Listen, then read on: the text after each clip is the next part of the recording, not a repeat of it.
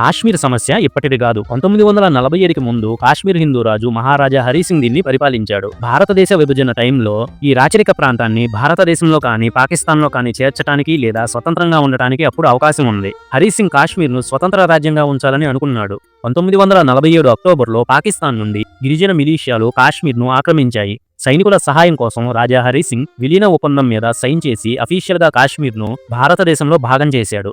అప్పుడే 1947-48 మధ్యలో మొదటి భారతదేశం పాకిస్తాన్ యుద్ధం మొదలైతే ఐక్యరాజ్య సమితి నియంత్రణ రేఖను ఏర్పాటు చేసింది. 1962లో చైనా భారత యుద్ధం తర్వాత అక్సాయ్ చిన్ అనే ప్రాంతాన్ని చైనా ఆక్రమించింది. కాశ్మీర్ విషయంలో 1965, 1971, 1999లో యుద్ధాలు వివాదాలు జరిగాయి.